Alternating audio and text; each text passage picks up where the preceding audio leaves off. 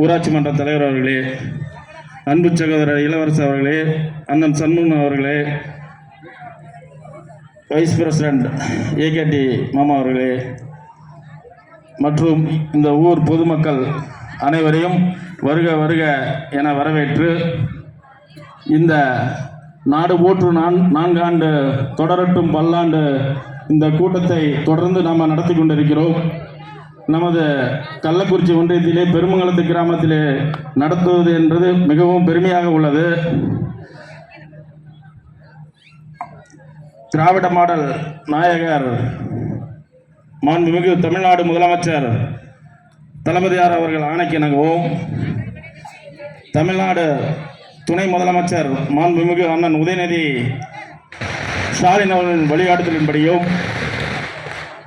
திருவண்ணாமலையின் தீபம் அருணையின் கருணை உள்ளம் கொண்ட மாண்புமிகு அமைச்சர் ஐயா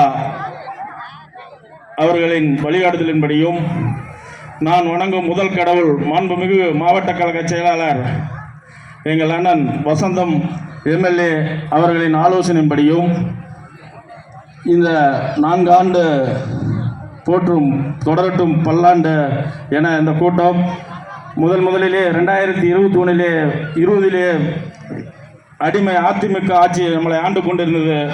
அப்போது கொரோனா தலைவிரித்து ஆடுகிறது. இந்த எடப்பாடி நமக்கு ஒன்றுமே செய்யவில்லை.